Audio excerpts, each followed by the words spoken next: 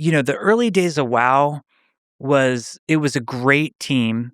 It was a mix of these veterans that we all looked up to. We had Mark Kern running the team. Shane DeBerry was, legendary Blizzard developer.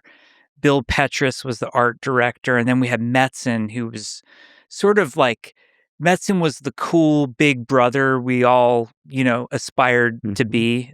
I'm older than Metzen, but I looked up to him like a big brother. And then there were a lot of us who had never done it before, or they had also pulled a lot of people from other teams and other game types. Like, for example, the guys building the dungeons, they hired out of the Quake community. And because they didn't have any hardcore MMO designer on the staff at that time, it was, Kevin and Eric and Alan were sort of the only designers. They started building Quake dungeons as like Quake levels as the dungeons. At one point, WoW was even made in QE Radiant, which was the Quake engine. And then they later, retooled to where they were using a proprietary engine. So we were like this hodgepodge, like the Bad News Bears is how I would describe the WoW team, of this mix of veterans and then people like me. Like, I'm just some fucking idiot, who played a lot of EverQuest. Yeah. And I end up at designing Blizzard. quests. Yeah, like, okay, we're going to design World of Warcraft now.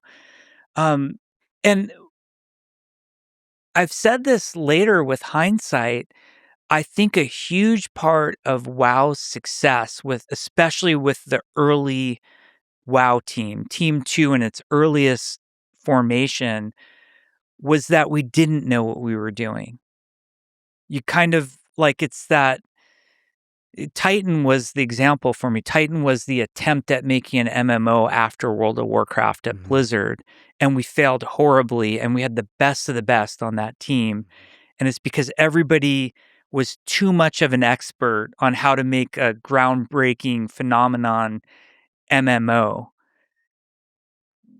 World of Warcraft was a bunch of people, like a very successful, sure of itself company who had made StarCraft, Diablo, Warcraft, with a bunch of yahoos, basically, who was like, yeah, we can compete with Sony Online. Yeah. At the time, they were making EverQuest 2.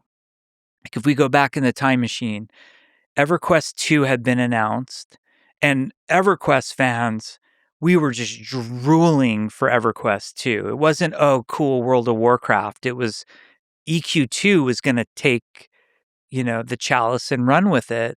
And then, of all things, they announced Star Wars Galaxies. And they had a brilliant designer on that, a guy named Raph Koster, who had come from that Ultima Online. And he's just a really smart game designer. If you can ever watch one of his lectures, like he lectured a lot at GDC.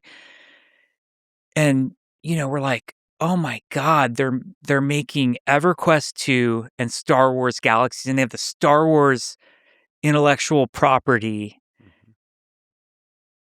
We're fucked. Like, how are we going to compete? And everybody had seen the success of EQ, EverQuest, and everybody was going to make an MMO. And it was just a question of who was going to win. So you're feeling this immense pressure. You have this small team of just this hodgepodge of this unlikely team that kind of looks, fast forward into Overwatch, the heroes in Overwatch, but working extremely hard. Now, you told me about crazy work hours, and not because you were forced to, but because you wanted to, because your heart was in it, because you're like, this is everything. Like, you loved it.